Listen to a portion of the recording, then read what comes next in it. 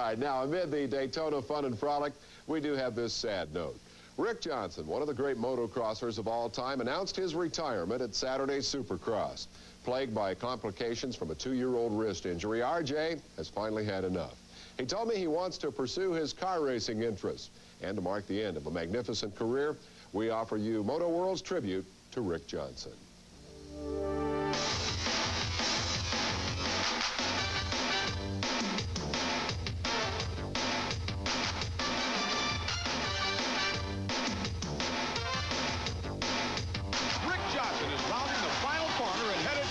Line jump, and there it is, the first victory of the 1989 season. Now Johnson dives to the inside. He took a low line. Has Tishner got enough of a drive out of that corner to hold on to second? No! His charge tonight has been almost unbelievable. One more corner, and the final finish line jump, and victory is his, and there it is with thumbs in the air. Meanwhile, back to that battle for third, and look, there's the pass. Rick Johnson took Damon Bradshaw to the edge of the track and put his rear wheel in Bradshaw's front wheel and said, son, this is a lesson in passing. Here he comes to the checkered flag, touchdown. Now, whether or not he could hold off the hard-charging Rick Johnson behind him, and there's the answer to that question. Johnson gets a drive on the outside. He gasses it, looks back at Stanton in the air, says goodbye. You are now the winningest rider in Supercross history. How does that make you feel? Oh, it makes me feel unreal. You know, now my goal is just to get that number up as high as possible, so none of these young kids come up and take it. If you've just joined us, Rick Johnson, the defending Supercross champ from out of the pack, has moved all the way up to challenge to the number 2 position.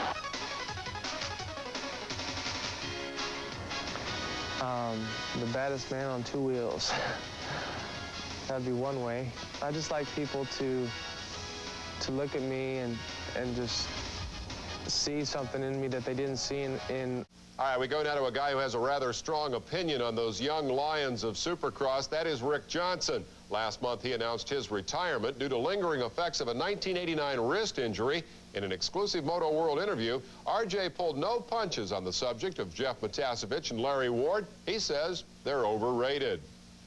There are 2 riders that have won 1 race. They've been good. They've been consistent. They've been right up top. But, you know, winning race after race like Jean-Michel Bale and Jeff Ward and Jeff Stanton and Damon Bradshaw have done, you know, they've proved that they can win week after week, and that's what it takes to be number 1. To go out and win 1 race in your hometown when you're all jacked up isn't what makes you a champion. And who I feel is probably the most underrated rider is Jeff Stanton. Catches a lot of flack, but he's done everything right. Well, Ricky had some eating when a bad crash left him with a broken wrist.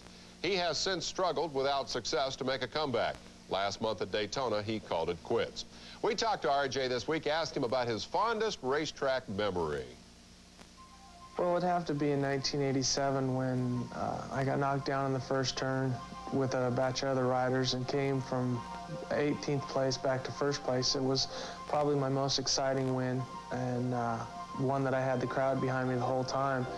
I lost the championship that year, but I did win the race that night, and I went out feeling like a king, so that had to be my fondest memory on the track.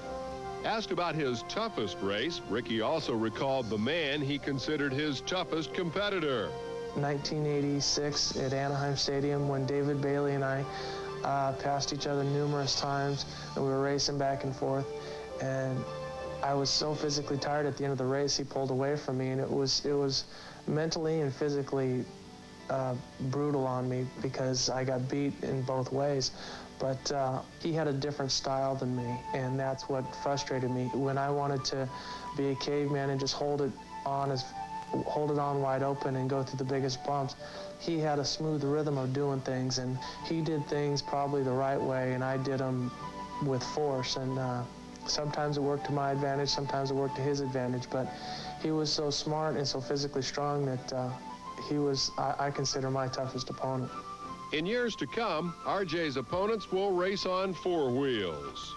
Well, my plans have been for a couple years now to move into automotive racing, and I've been talking with some different car manufacturers, and I'm going to be doing some testing for some people on June 1st in the stadium trucks, and that's going to determine if I have the right stuff to move into automotive racing or not. So my short-term goals are to get as much seat time as I possibly can. I'm going to be doing some driving schools in the next month, and also I'm going to be driving lots of go-karts. So my desires are now to get into automotive racing. I want to be known for what I'm doing, not for what I did, and the motocross racing is behind me now.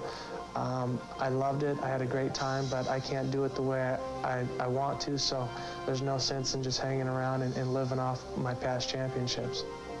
Though he's not living in the past, RJ does savor fond memories. When I was young and racing, my dad said to me one time, and I'll never forget it, it'd be great if you made some money in racing, enough to buy a new truck and start your own construction business. And really, that's what all I ever thought I would do in it. I never did it for the money or for the glory. I did it because I loved it, and I just the best time I could ever think of having was just going out and riding my motorcycle day after day, and it paid off for me. And for those who believe the shortest answers are sweetest, what kept Rick Johnson motivated? I hated to lose, and that's what made me want to win so bad. He's been a great champion. His career heads in a new direction now, and Rick Johnson left us with this parting thought.